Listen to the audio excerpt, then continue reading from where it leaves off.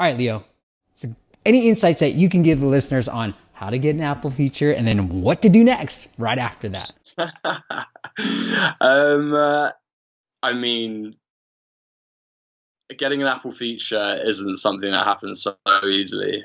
So I've heard about people, taking Apple reviewers and editors out for dinner, and it's still not happening. I didn't even know that was a possible thing. I think the number one thing is create something that's beautiful, simple, unique, and fun. Okay, so that's what I did. But other things that I think might have led up to it. So the app it was designed.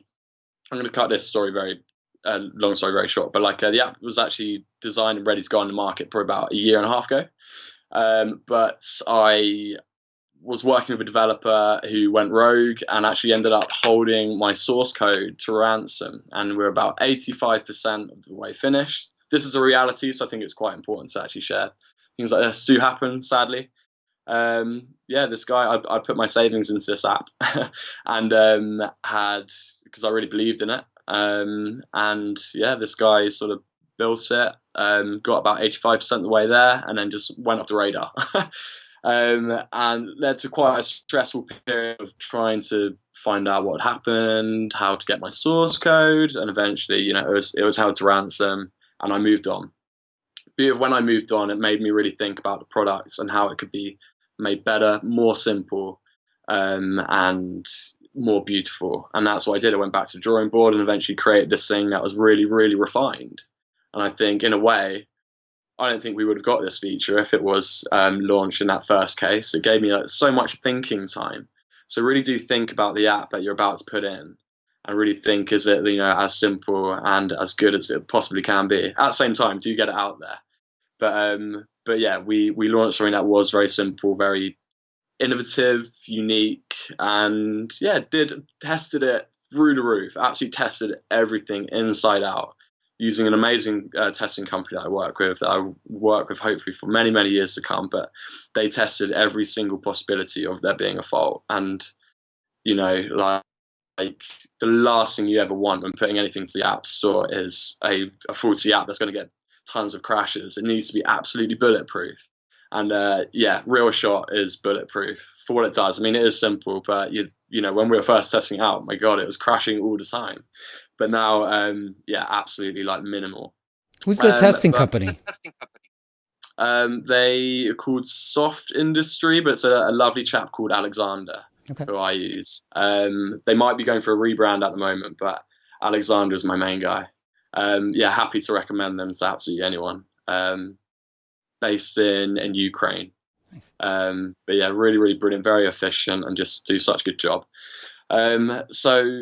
As well as that, I mean, like, what else could lead up to it? I think, well, this is a video app. You have to look at timing for these things. And I think sometimes the app gods just look at you and they say, yes, this is your moment to shine, and we're going to give you a feature. But during the review phase, and, when you're sending test flights and your app to be reviewed, just being really polite and writing like notes in the App Store to the testers and being sort of grateful for their time. I don't know if that was sort of highlight you as being like a personable person. I was always very sort of personable in my my messages to Apple. And I think, where do you do that? Like when you're submitting for waiting for review, you can put notes in there? Is that what you're talking about? It'd be like what's new in this update, and then you'd write, this is new, that's new, hope you're having a great day, have a lovely lunch, whatever, but other than just sort of like whacking your next update in and expecting them to find it, just list things out really nicely. And I think little things like that can happen. You never know, there might be one of these reviewers might have gone for lunch with one of the editing team and be like, oh hey, saw this cool app called Reelshot, this really nice guy called J Barnett, and one thing led to another. But I don't know how it works. Have you got any idea how it works, how they get the features? I mean, I know of some sneaky ways, right? Like cold emailing an App Store manager, filling out that form, appstore.com/promote. We've gotten 29 different clients featured. Right. And so there are ways to get around it that we've shared in the past, but I'm just always curious to see, because every story is different, right, Leo? So I'm curious to see how it happened. So let's talk about what happens afterwards. Like you were talking before we hit record, you got some amazing impressions, some amazing results. with the download side of things. Like what happened afterward, and how do you think about, well, like, what do I do next? Yeah, so I was like, what do I do now? So when I got the feature, it was my mum's birthday. So yeah, happy birthday to my mum that day. It was a cool little, surprise of the day. And I was like, you have to be proactive on this. Like, surely, like, someone can tell me what to do, like, because impressions are going up, and it's like this wave is just there, and you're on it, and you're like, okay, you have to make the most out of it. So I immediately started speaking to my network. My senior network of people in the app game was like, okay, guys, like, sorry to disturb you, please just have 5 minutes of your time. Like, my app's just been featured in the App Store. Impressions are, they're like 1 million now. Is there any advice you could just really, really quickly give me? And, looking for people on LinkedIn and things like that, and companies, and Ryan from Gummy Cube, who was amazing. Big shout out to Ryan, who was just advising things like, make sure you just create some marketing materials immediately. So being a designer, luckily I could do this super quick. So I created a little Instagram friendly post, which was like, apps we love, featured by Apple. Very, very simple. And then put that on Instagram, put it on Facebook, put like $20 behind it, and then just like promote it out like that. That was like a day or so after I know that I'd been featured. Then immediately went into the App Store and organized a summer sale. So was straight away like, reduce cost by half, and was just like, let's just drive users in, let them know that, first of all, we're an app that Apple love, we've been featured, and that now there's this opportunity right here to come try the app out for a discount price. And I think the early stages of launching an app or anything is grow your users, grow as much as you can. So yeah, that was my general strategy, and I think it was sort of the perfect approach. A lot of people started signing up and getting involved. So yeah, just create your marketing materials like ASAP, and then do a sale. But as well as that, just keep monitoring where it's being featured as well, obviously. So I noticed it was in China. So started doing some targeted marketing towards China, especially in Guangdong region.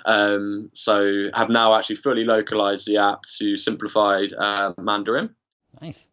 So yeah, want to make those sort of users super happy and included in it with, so yeah, it's just about looking at exactly where it's going. But yeah, my advice would be to like crack on with your marketing materials immediately, put it on Instagram, Facebook, put a little bit of money behind it, and do a sale.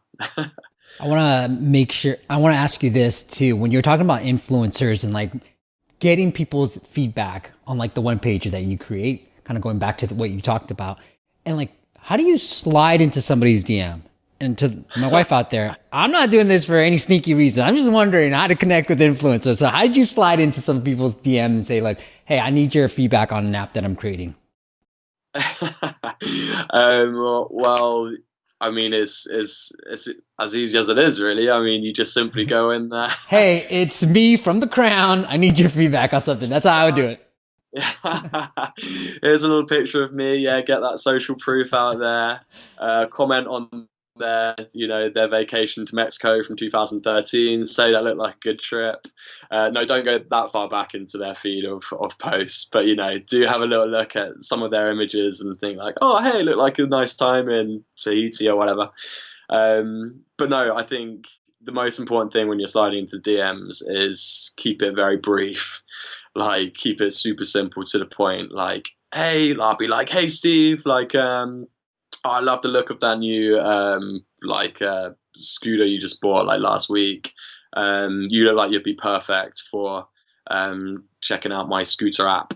Yeah. Please, like, if you could just like take a look at this one page below, it would mean the world to me to hear your thoughts. Peace out, and then do some emoticons. So yeah, like no more than probably like 3 sentences. Obviously address them by their name.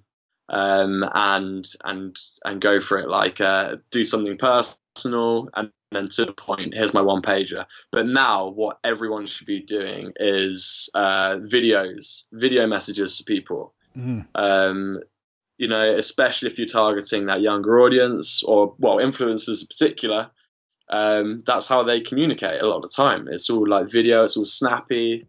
Like, people haven't got the time to be reading anymore. They just want to like see you and your personality and your passion. You know, there's only so much passion you can get across to someone about using emoticons and like a couple of like killer sentences or whatever. Yeah. But no, we have this opportunity. You can fire a video message to people to get their thoughts.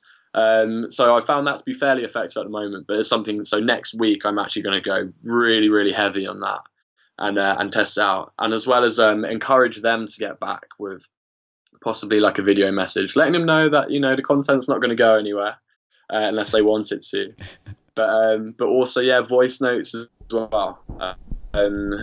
Encourage them to get back with video notes or voice notes, whatever's easiest for them. You know, make their life easy. But yeah, sliding into the DMs, keep it personal, whack some emoticons in there, and do a video if you're feeling sassy. Do you ever think we would talk about sliding into the DMs on a business podcast? You know what I mean? Yeah, man. I love it, man. That's a great idea. I love the video idea. I love that.